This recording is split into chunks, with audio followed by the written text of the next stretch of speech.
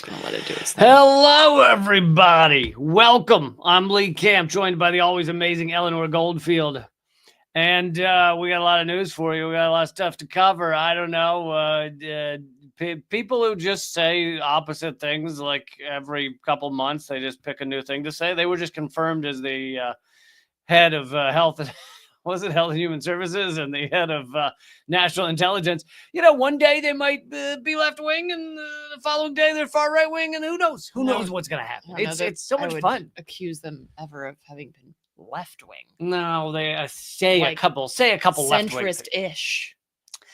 You know, it's if you very select, like choose like things Tulsi Gabbard said in the past, you could be like, look, she was anti-war. She was anti-war for about 8 minutes on like 2 countries or something. It's very confusing. Which is not anti-war. No, that doesn't count as anti-war. But anyway, we are going to not spend much time on that. Instead, we're going to spend time on the fact that the U.S. has now dropped one of the main demands that has caused this proxy war between Russia and the United States, proxy war, but between Russia and Ukraine, is the push to make Ukraine a NATO member on Russia's border. It's really a military pact. As we know, NATO is a war-making entity. And the U.S. has just dropped that requirement. And this is, like I said this about USAID, and it's true for this as well. 2 things can be true at once, right?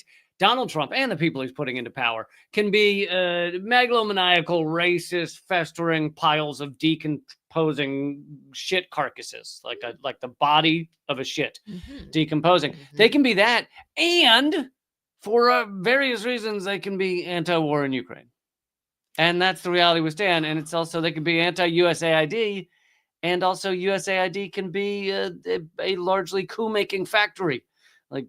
That's what it is.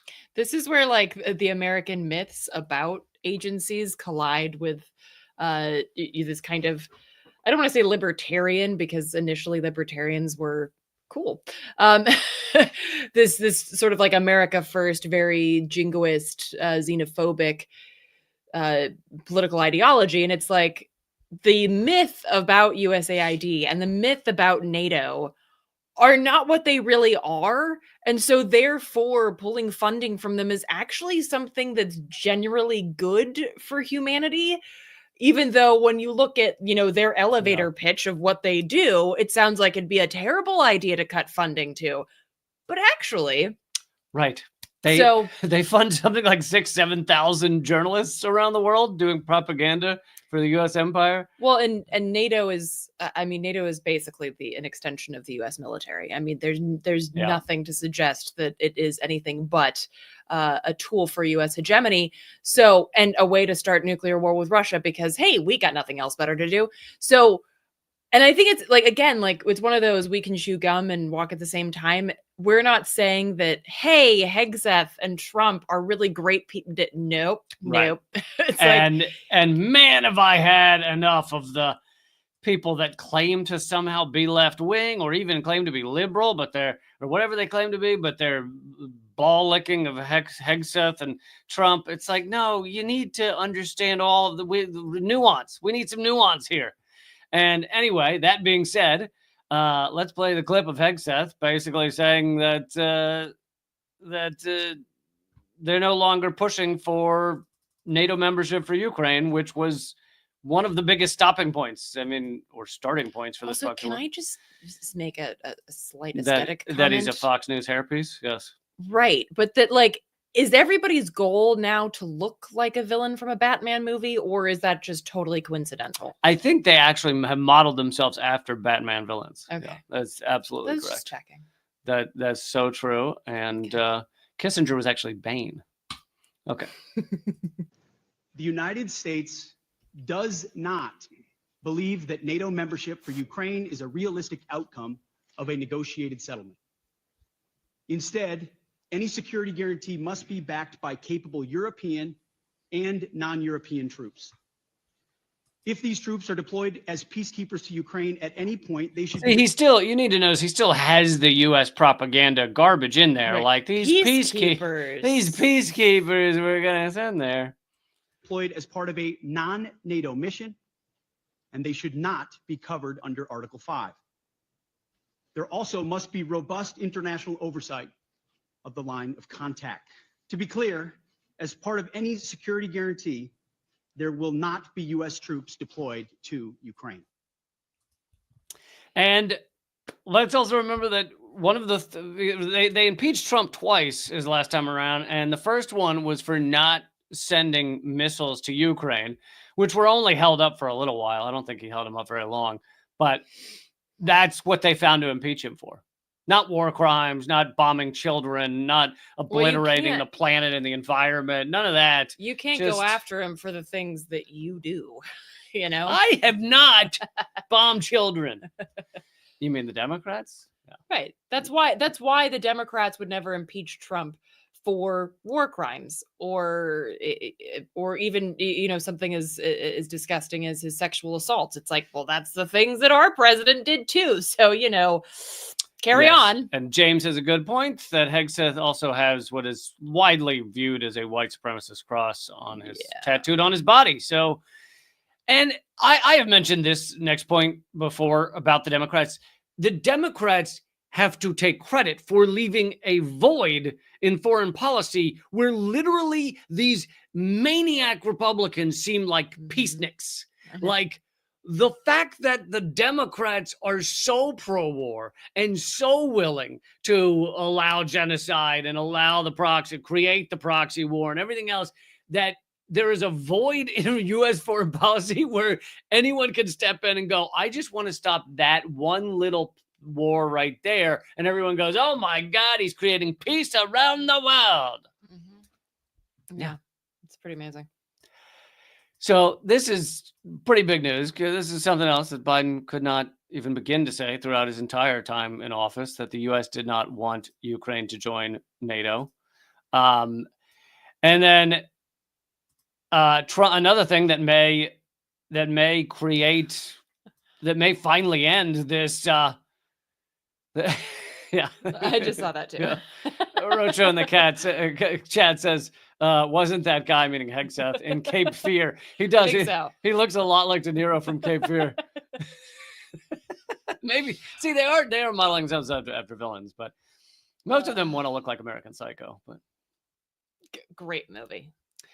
But another thing that may create peace, may finally end this proxy war, which I'll remind everyone again, had a peace treaty on the table ready to be signed a month into this thing. And the U.S. and Britain made sure to stop that, made sure that 1 million people were killed. That's what the U.S. and Britain have been involved in. But Trump has just had a call the other day, with Putin. And Biden wouldn't even speak to Putin, right? They didn't even talk. It's because Putin tried to get Trump elected. That must be it.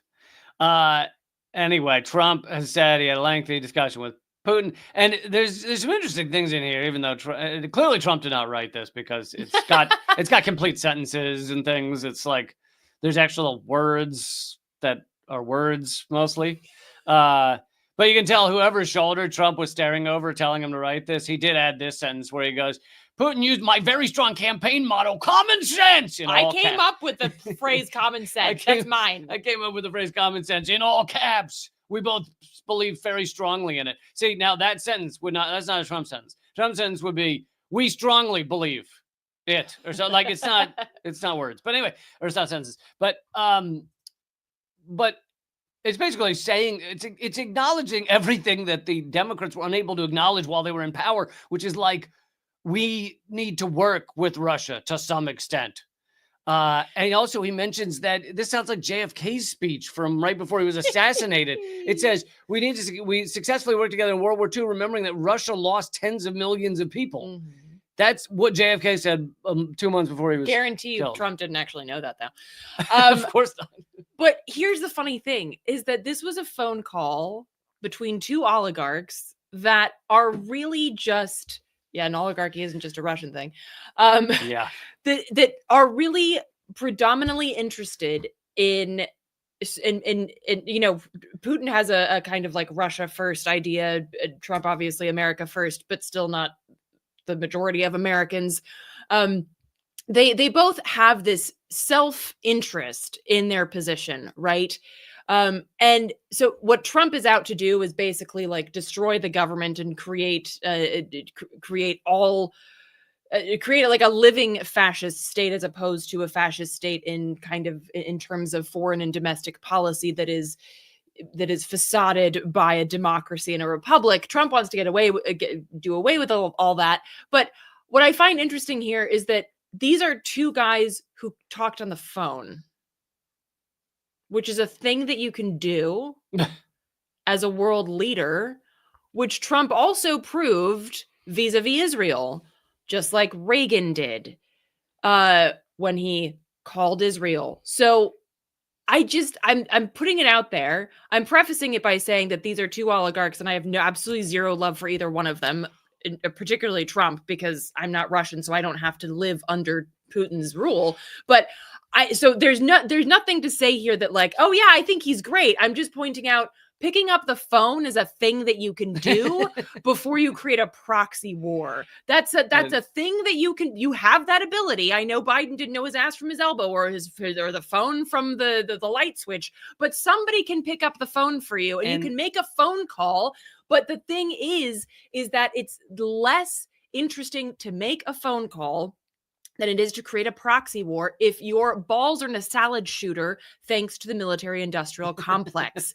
And the Democrats have their proverbial collective nuts in the salad shooter of the military-industrial complex. And so picking up this phone to make this phone call at any point in the past several years that we've been fighting Russia to the last Ukrainian just wasn't going to be in the cards, because that's not what the Democrats were interested in. And you mentioned picking up the phone call with Israel in order to create the ceasefire that now seems to be collapsing apart, thanks to Netanyahu. Yeah. But people need to understand contradiction. And one of the ways of gaslighting people is to have these contradictions, and they can't process that two things could be true so close to each other. Would the ceasefire have happened without Trump, or if Trump had not been headed to the presidency? Absolutely not. We saw that with Biden. So in that way, Trump created the ceasefire. Trump also said in front of the world in the White House, I will ethnically cleanse all of Gaza. I mean, he came very close to using exactly those words, but did not use exactly those words. But he said, we will clear out all of Gaza and rebuild it and own it. So this can be the guy who started the ceasefire, or at least pushed it through, and the guy who says, we will complete the ethnic cleansing of Gaza.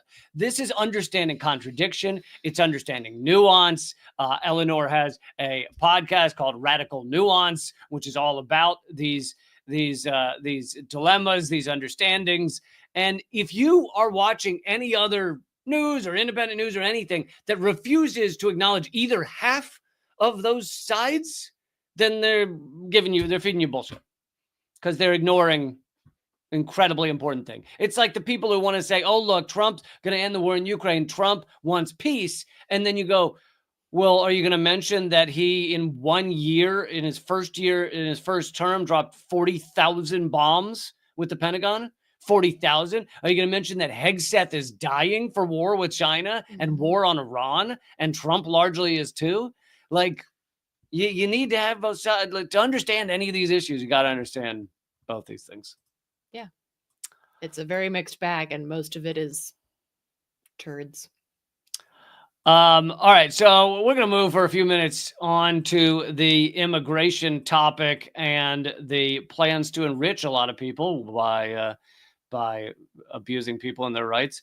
I also want to tell everybody, please hit subscribe. I am very excited that this channel has hit 80,000 subscribers. Woo. Unfortunately, it doesn't matter at all, because YouTube doesn't actually tell you about the videos because I'm suppressed. So I can have 80,000 subscribers, and when you subscribe, you don't actually hear about the videos. So it can mean almost nothing. But yes, 80,000. Thank you all for supporting the show. Really, the way to find out about these videos or a lot of my stuff that is at least less suppressed is to sign up to the free email list. You can text the word unredacted. That's my new show, Unredacted Tonight. You can text the word unredacted to 33777, and it will get you signed up to the free email list. So do that to support the show. Okay. Let's get to some things on immigration. We can start with this one. Okay. So Trump is Also, can I just, I Yes. was looking at the comments. Thank you, Robin, for you're using the butt scoot towards fascism. Love that. Oh, you need to make that T-shirt. it's one of Eleanor's. Just Uncle Sam butt scooting towards fascism. Eleanor definitely has the trademark on that phrase. As a anti-capitalist, I give it freely to the people. Nice. Take it and go forth and make stickers. Someone right now is like, I'll trademark it. Okay, well, so I have several stories on how Trump and his goons, there's a lot of goons within it's the White House, it's the billionaires who want to enrich themselves even more from the White House, etc. So it's not just him, but he's sending 5,000 soldiers. This is Al Jazeera today reporting he's sending 5,000 U.S. soldiers to the Mexican border to continue to act like this is a war against human beings, a war against some of the poorest amongst us, a war against many people who are fleeing the damage we've done to their country. That's who we're at war with right now. And it's really fucking repulsive. And again, I can't believe you have so many independent media that are pretending this is like somehow the noble stance to beat down and harm and rip families apart. Yay. Awesome. It's not actually going to help the economy. It's bullshit in so many ways.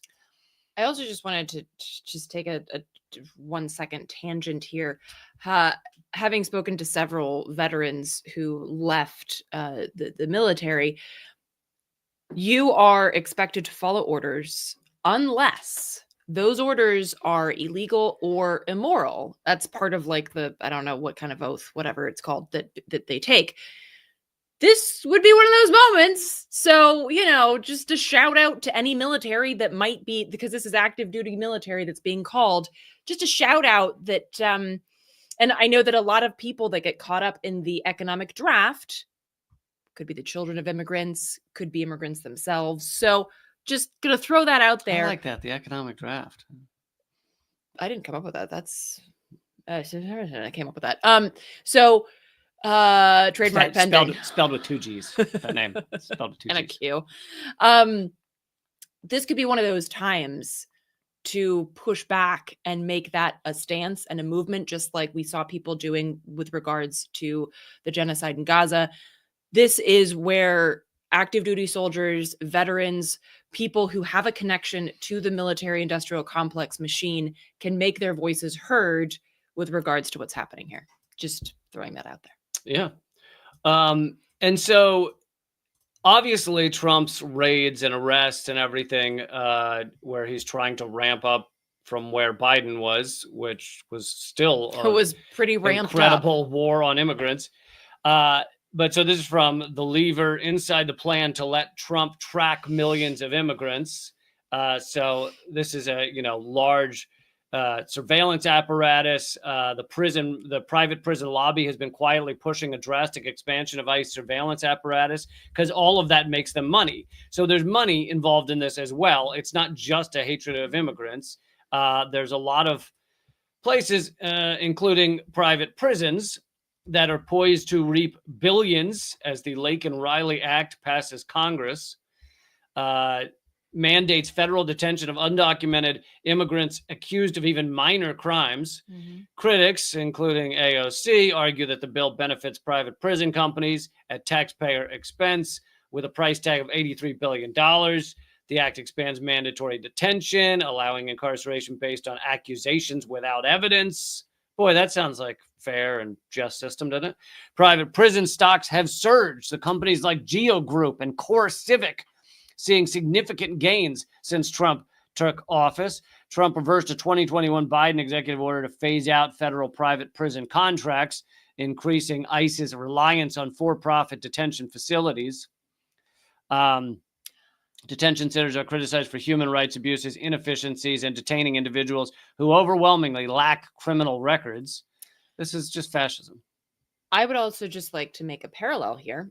Back in way back in October of 2024, ICE signed a contract worth $2 million with Paragon Solutions, which is an Israeli provider of commercial spyware. I wonder where that spyware was used. Could it be Gaza or the West Bank?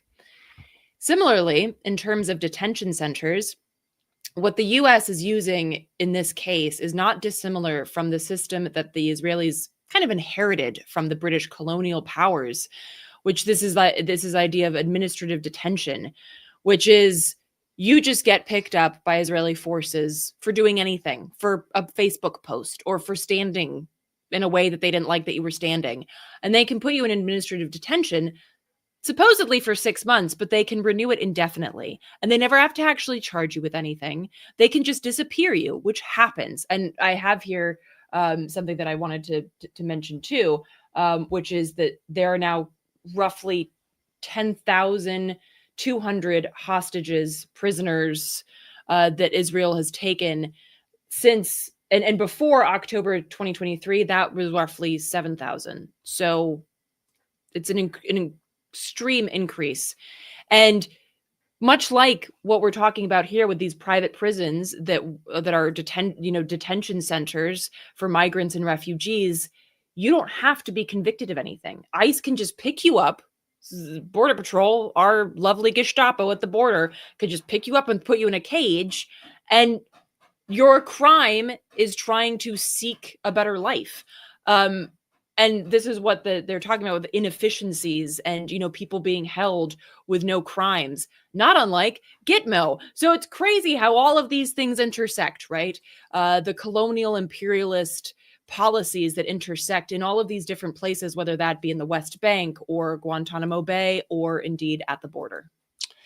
And in terms of the profiting of these industries, and this is how capitalism works, right? It will find money in all of the abuse. It finds fascism to be a wonderful money source.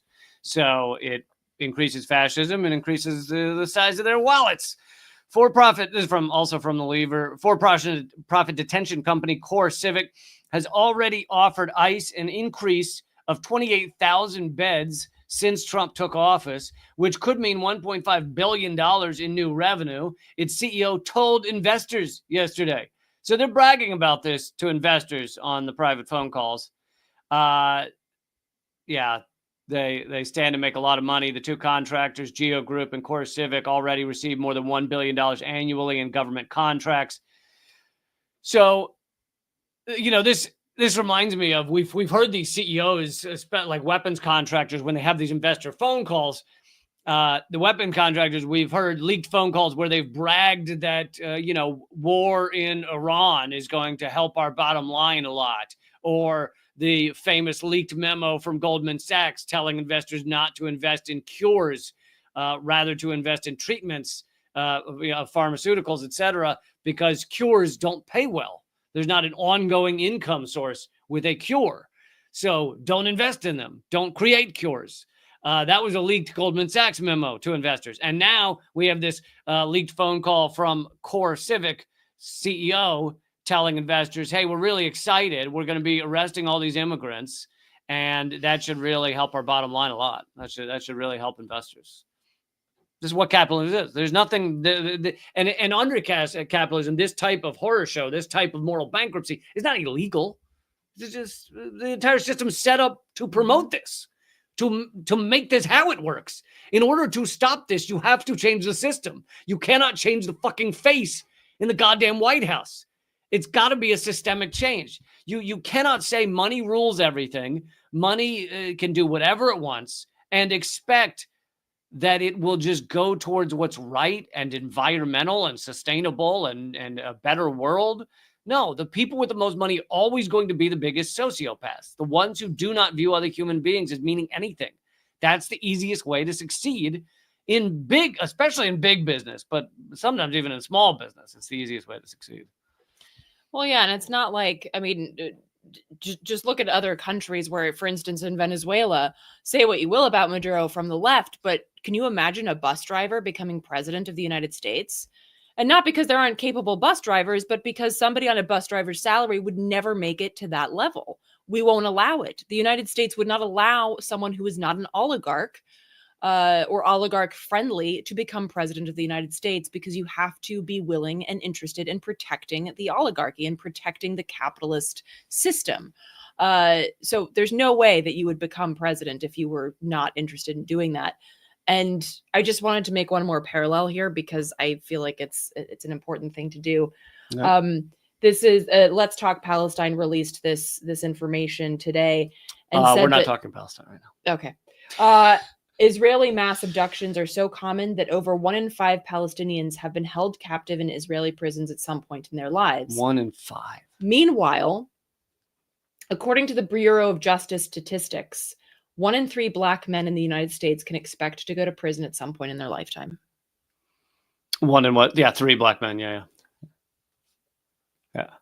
Settler, colonial, racist, fascist states are going to do their thing, right?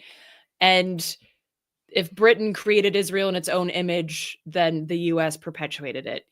I think these are those kind of connections that need to be made so that we understand that these are not disparate issues. These are the same systems of oppression, and they are deeply connected, not just in terms of, economies and things like that, but ideologically speaking. Well said. You gave us a good segue to talk about Israel for a little bit. Not sure if people thought we might go there, but so, this is not unique in terms of its raids, but this is the first time that these booksellers have apparently been raided. And so earlier this week, Israeli police raided two bookshops in Jerusalem, where they arrested the owners and confiscated books. And they were arrested on suspicion of, quote, selling books containing incitement and support for terrorism. One of them was a coloring book called From the River to the Sea. Coloring books are scary. Now, that's invoking terrorism. Again, with the parallels here, if y'all are at all familiar with the trigger happy banning of books that happens throughout the United States, you'll know that a lot of these books are geared towards children. They can be about Palestine. A lot of books about Palestine have been banned from, school libraries or public libraries and things like that. Schools about LGBTQ issues, schools about, racism being a thing. And so this speaks to the fact that what is really scary to fascist states, whether that be Israel or the United States, is knowledge and a deep understanding of your place and your place in time.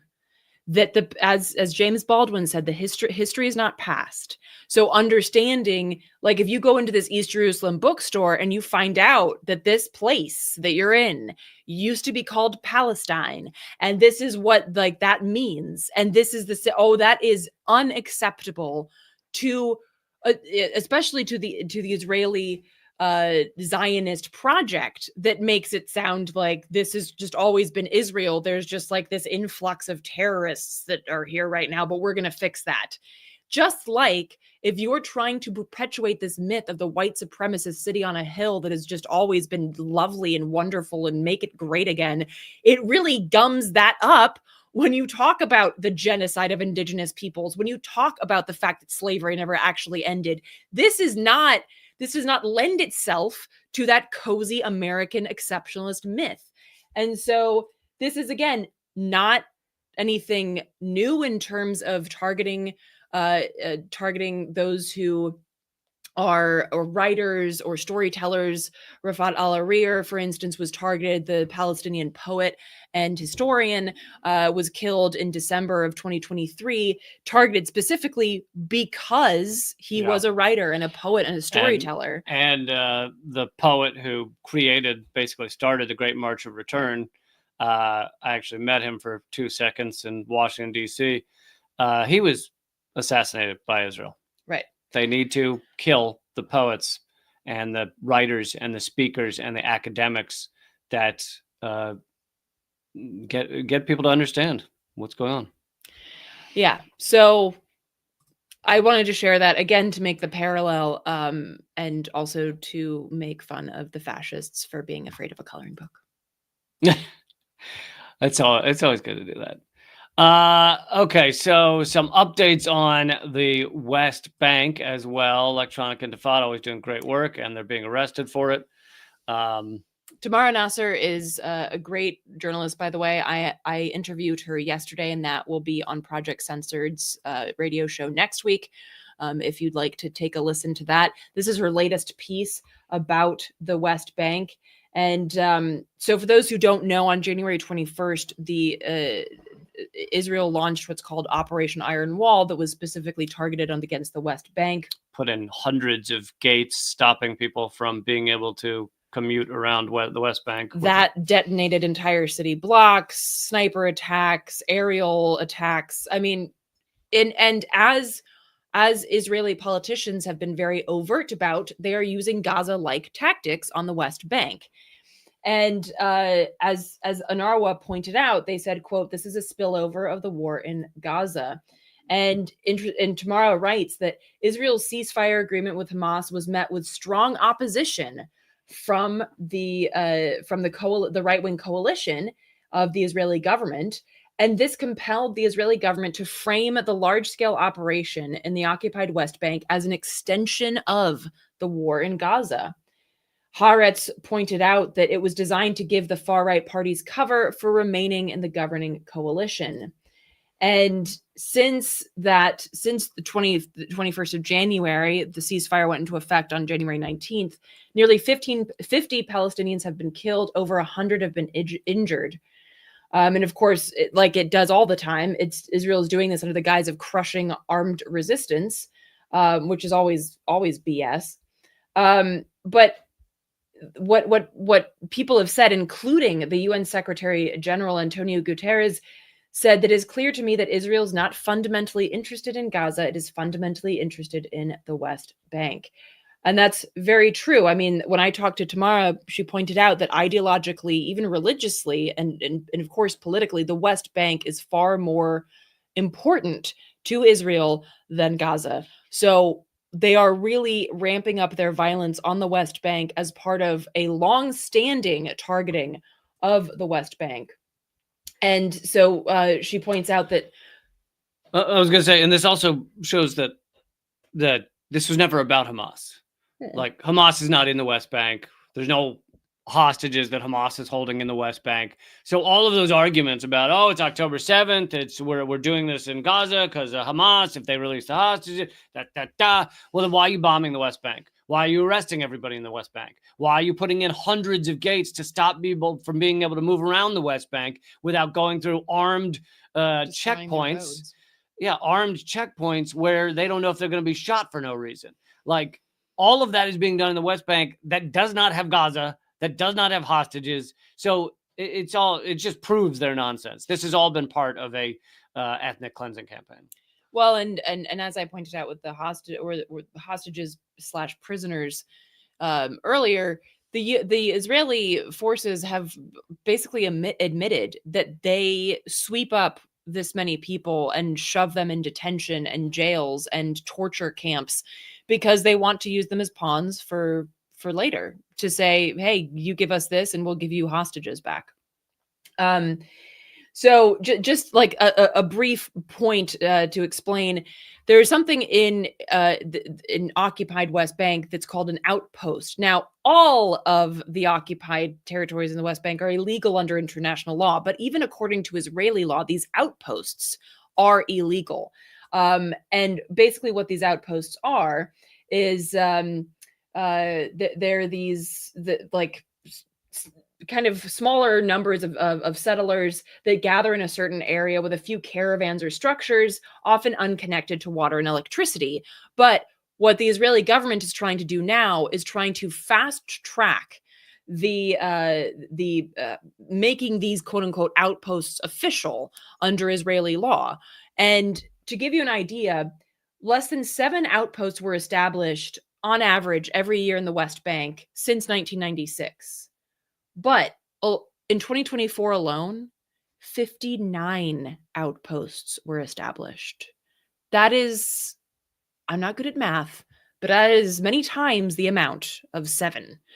So what we see, and this was during what was happening in Gaza. So it's important to recognize that while understandably people were paying attention to Gaza, this was also happening in the West Bank and got, zilch coverage anywhere. Yeah. But that this is a very serious escalation. And as ANARWA and other agencies have pointed out, this is the most violence that they've seen since the Second Intifada in 2000. So this is a serious, serious issue, and it really speaks to the push of this current government in Israel to completely ethnically cleanse and eradicate the Palestinian presence in the West Bank. And to go back to the ethnic cleansing plans in Gaza, there is a U.S. professor, a D.C. professor, who's basically taking credit for coming up with this ethnic cleansing plan, and he's very excited about it.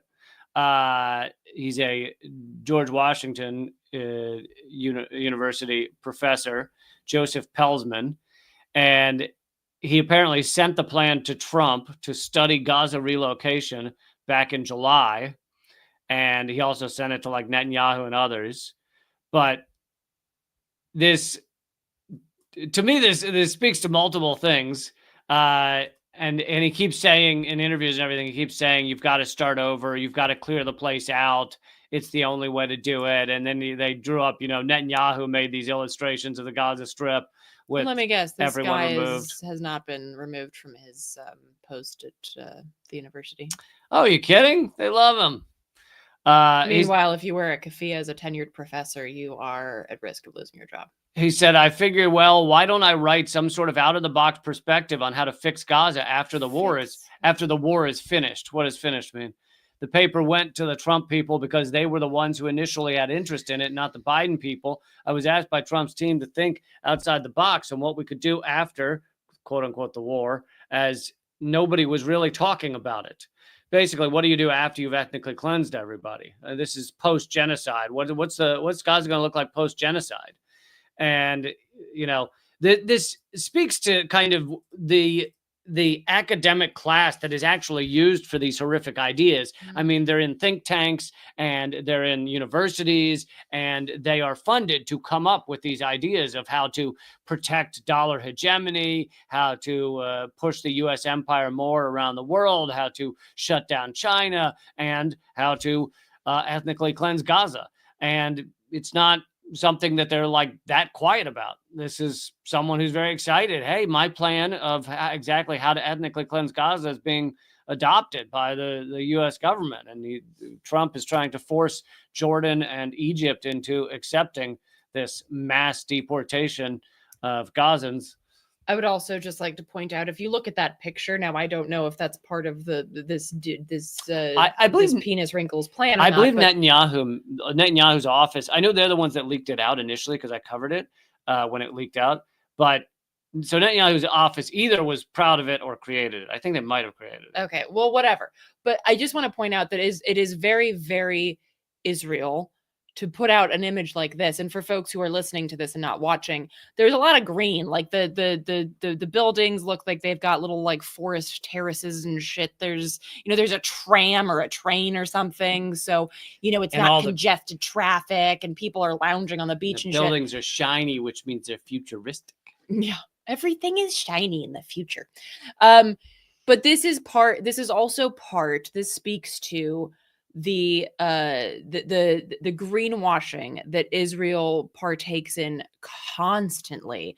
Palestinians don't know how to take care of their land. We're going to fix it. So we plant trees and, we're going to, and literally like, this is some of the first propaganda that was trying to get people to move to Israel was saying like, we are going to create an oasis in the desert, as if Palestinians like had just been sitting there being like, it's a desert. I don't know how to grow food. And which is just so dumb also and offensive and absurd. But it's like, this is part of the Israeli propaganda, the Hasbara machine, to make it look like only Israelis can make this land beautiful. Palestinians don't know how to take care of the land. We're going to make it green and shiny and pretty. And this is like, so it's really, it does look like hydroponics.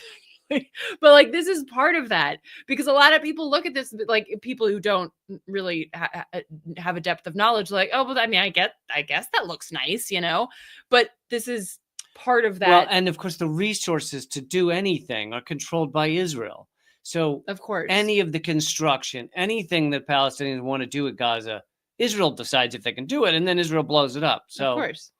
Well, and Israel has specifically, wow, that word, targeted people who tried, particularly during the genocide, like people who would try to go tend to any farmland in Gaza would be sniped immediately by Israel. So yeah. I mean, the Palestinians have been caring for that land for time immemorial.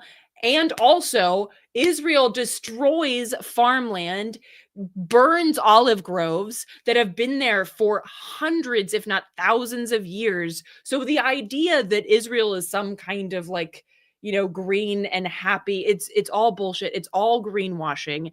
Genocide is ecocide. And the genocidal aims of Israel are also remarkably ecocidal. So I am going to play a clip of this, even though it's in Hebrew, because it's worth hearing that at least there's a few members of the Knesset that are furious at Netanyahu for tanking the ceasefire. They know it is his fault that the ceasefire is ending. That they are not under the illusion that somehow Hamas is ending this ceasefire. And anyway, for those of you listening to the podcast, this is several different members of Knesset standing up and screaming at Netanyahu. Now, this doesn't mean that they're really anti-genocide. They're not yelling "Free Palestine." They just want the hostages released, and they know that Netanyahu is not allowing that. So anyway, it starts with him speaking for about 1 second. שיב את הרשות הפלסטינית. חבר הכנסת להב הרצנו, קריאה שנייה. חבר הכנסת להב הרצנו, אתה בקריאה שנייה. חבר הכנסת להב הרצנו, קריאה שלישית, נא לצאת. תודה רבה. חבר הכנסת מלביצקי. חבר הכנסת מלביצקי, קריאה ראשונה. נא להוציא.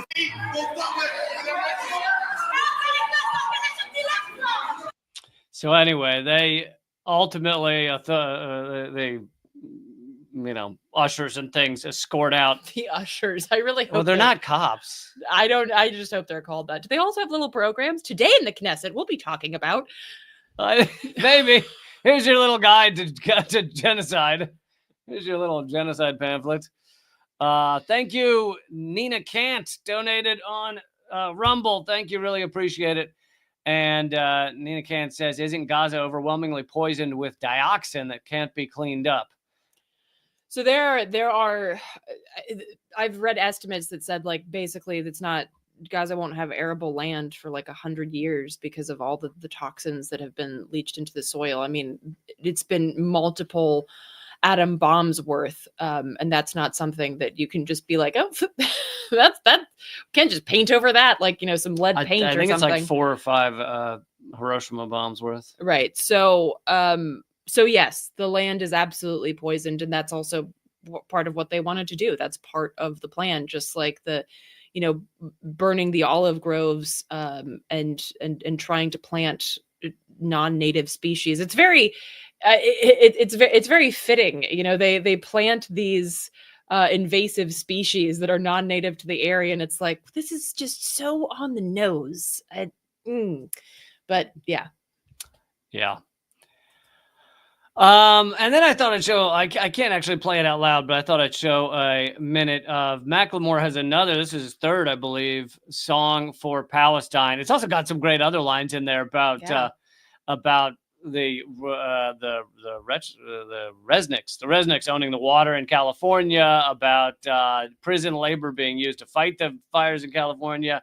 And he packs a lot into He into packs a small a lot. amount of space, I will say. again, unfortunately, I'm not going to play the audio because I don't know whether YouTube would take down my video if I did that. But Macklemore has been really great on this stuff, and I used to make fun of him before when he was just doing party anthems or whatever. I didn't even know who he was, honestly, until the Heinz Hall. I didn't know a lot about him, but this is so incredibly rare that someone with as large a platform of him is willing to really go at the throat of what our country is doing, what the U.S. is doing, what Israel is doing, and I think that it has perhaps something to do with whether you've if you got that platform from not doing this, and all of the big corporations, everything have signed on to what you do, there's so much inertia and pressure to keep doing the thing that is allowable for corporate America. Stay with that. And very rarely do people turn against what has enriched them. Now, I think he largely lost a lot of his fame maybe in the past several years, and so maybe he felt more free to be able to speak out about this stuff. But either way, it's a very impressive new video. And so few artists with large platforms are doing this type of thing. Yeah, it's good to see. It is good to see. Okay, can you lead us in this? I'd like to lead us all in a. Can you lead us in a nice prayer? I'm not going to do that, but I will say, speaking of trees, I just wanted to say that today is Tu B'Shvat, which is the New Year of the Trees, Rosh Hashanah La'al Not, and what this means is it speaks to a strong connection that Jews have to nature that long precedes and predates Zionism, because as I've just talked about, Zionism is ecocidal by definition, as it is a genocidal settler colonialist ideology. And Jewish Voice for Peace put up this really great post that talks about there's an image here that says, "May olive trees thrive in a free Palestine." It shows video of the Zionist destruction of farmland and roads during the ongoing genocidal campaign in Jenin in the occupied West Bank. And it talks about, it quotes Rabbi Jessica Rosenberg, who wrote a piece that talks about Tu B'Shvat and its rituals are older than the state of Israel. We can make rituals that are both political and personal, tell untold histories, organize for justice in Palestine, and connect, as our ancestors did, to the movement of life in the trees. And I think that, I mean, I'm bringing this up partially because I'm Jewish and I get down with the Judaism that is this kind of witchy shit, as opposed to going to temple or synagogue. No offense to anybody who does. But also because I think it's important. Witchy shit for the win. Yeah. Jew witchery. But I think it's also important, kind of like we were talking about earlier about the contradictions and the nuance. I think it's really important to embrace a Jewish history and an ancestry for those of us who have it. That is like this radical, beautiful Jewishy kind of thing. And also recognize that it is our mandate as Jews and as human beings to fight against the settler colonialist project of Zionism. And we do that in conjunction with these teachings, while recognizing that many of our teachings are also used to perpetuate genocide. And I think that it's difficult to hold all of these things at once, and it feels like we're splitting apart. But also that splitting apart can be beautiful, and it can result in the emergence of new pathways and new ways of thinking, new ways of building and fighting together. And so this post today kind of reminded me of that. And I wanted to share it with y'all because we all have parts of our histories that are beautiful and that are grotesque. And I think that's a lot to grapple with, wanting to honor ancestors and also wanting to piss some of them off. This guy's related to Robert E. Lee. Just saying. What? What? Who? Who? So it's a lot. Descended from, not related. Related, whatever. Not related to. So it's a lot to hold. That's a lot to hold, those contradictions. But again, I think beautiful things can emerge from that. So I wanted to share that with all. Thanks for coming to my witchy TED Talk. Concluded with a flap of the witch scarf. Okay, we might only have time for one more topic. Thank you, Mark Dansky, for the donation over on Rumble. Mark asked about any insights into Trump stealing the gas off of Gaza. I covered that in a longer segment 2 days ago, I believe. So check back there for some coverage of all the gas that is off Gaza that Trump and Israel want. But this is interesting. And dystopian. Amazon has a new AI, of course. This is the most amazing headline I've ever read. If you ask it for products to help you kill yourself, it will tell you you are not alone, and then it will give you non-existent phone numbers to a suicide hotline. But the headline said it hallucinates an incorrect phone number, which is really an amazing way of putting that. Whoever editorialized that headline, both like screw you, and that's pretty amazing. AI, everything AI is hallucinating, so that part doesn't surprise me. But I like the just inventing a suicide hotline number. But this is just such a great dystopian place to find ourselves. That there's some AI nonsense over at Amazon to try and get you to buy more products. And so are you saying Amazon doesn't have products that will help you kill yourself? I mean, I guess it sells bleach and stuff. Oh my God. Kidding? Knives. They probably have guns. I don't know what they have. I'm sure there are plenty of products to kill yourself. But you can't buy medical grade morphine on Amazon. There are plenty of products to kill yourself. I think the AI bot has been told not to tell people what they are. You could also... There's this amazing Ginsu set. You could also strangle yourself with a necktie. Like, it's not... You could kill yourself with a mallet if you worked hard enough. Ow. Like, I feel like there's a lot of things going on. It also, I mean, of course, just the fact that this question is asked says a lot, doesn't it? Yes. Yes.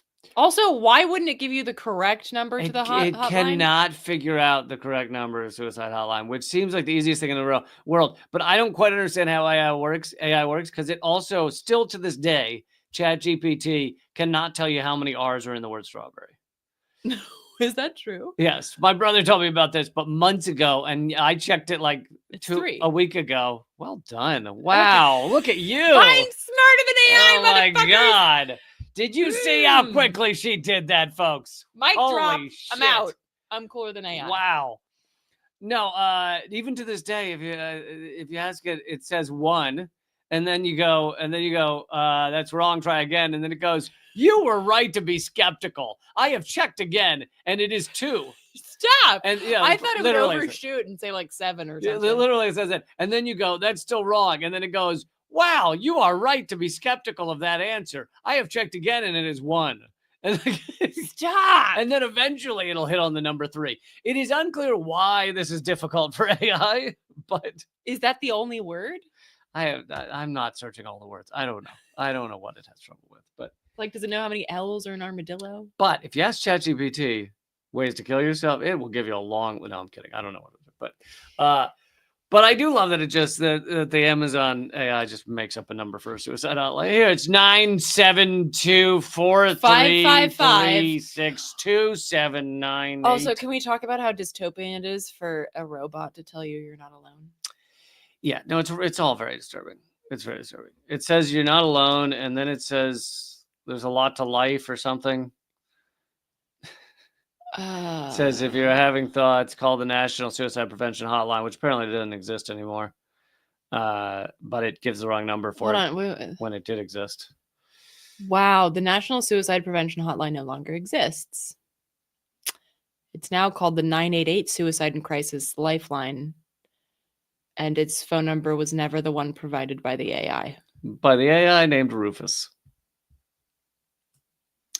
I got nothing else to say about that. So, folks, I just want to let you know Amazon is not going to help you with something that may need to be done soon. I honestly wouldn't be surprised if we got, in a couple of years, if we got, like, you can order a Kevorkian type situation on Amazon. I would not be surprised. Like you order him? Well, I think he's dead, he's otherwise disposed. He's dead, but I mean, you get a guy. Is he in a box? A guy. Is he in a box? How does he he arrive? pops out of a cake. He pops out of a cake? No, Oh, I don't know. Like just services. Like it could be like, would you like to fall asleep, or would you like to have a rager, and kind of like a service type thing where like those like birthday packages. Would you like the clowns or I the think someone should princesses or whatever? Someone should create this app. Would you like to go quietly in your sleep? Would you like to have a rager, an OD? I wouldn't choose that. That's terrible. But I'm just gonna let you keep brainstorming. Just would going. anyone else be surprised? Is what I'm saying. If pretty soon on Amazon it could be like, we're unveiling our new Help Yourself Die. Choose your own adventure. It'll be your last one. I wouldn't be surprised. Listen, you should create that app. Sounds great. It's like DoorDash, except he shows up with a revolver. Awesome. Do we still call them revolvers? Revolvers still exist, yeah. Okay. All right, I'm gonna wrap up there. Death by orgasm. But that would be a good one. I have some cool things to tell you about. Wow, if you could provide that app. I mean, I think people do. I think it's just mostly unintentional because then it's like a heart attack. Death by unintentional orgasms.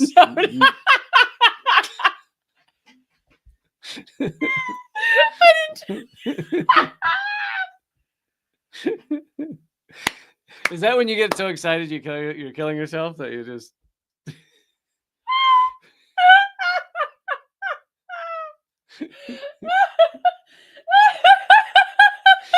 Oh wow, folks, this could be a long one. Everyone buckle up. This could be a really long one. That's amazing. I'm an unintentional death. I'm glad you guys got to experience that Eleanor has the most melodic, hard laugh in the world. It like does the whole scales. Oh. I don't actually understand how one does that. Oh my But god, that's amazing.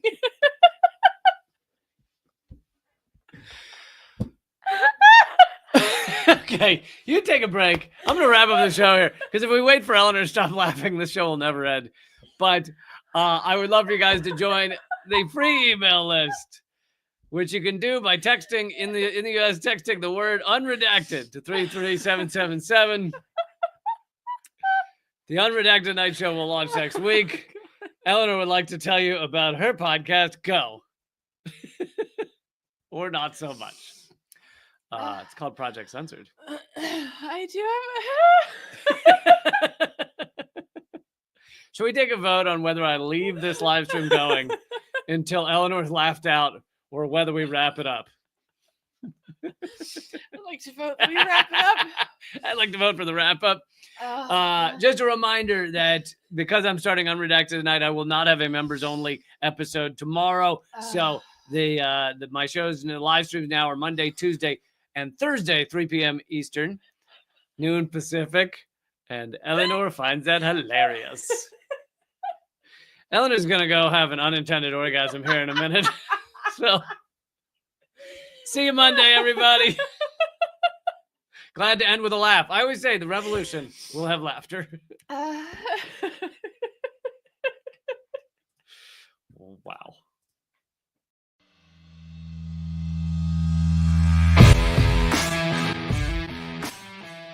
Well, brother, I salute you, though, man. You're one of the few that bring together this tremendous artistic talent and still be in such deep solidarity with oppressed people. It's an honor to be here because I'll tell you, Lee, you have one of the funniest shows on television, bar none. It's an enormous pleasure to be here. While I was waiting, I was leafing through your wonderful book. The same to you. I love your show. Be happy to come back anytime. Lee, this is one of the great honors of my long career, just to be in the same earth with you. I'm sure. We're just so blinded. We have so many blinders on because our society doesn't want us to know things. And so it takes shows like your show, and it is clearly designed to eradicate. Hey, good to see you. Hey, Jill, how are you? Julian, thanks for joining me. Honor to have you, brother. Consumerism is a theory that people should behave this way to help each other. It's not. Mr. George Galloway, thank you so much for joining me in these dark times. Always a pleasure, my friend. Thank you so much, Lee, for having me on. Keep fighting. Ha ha.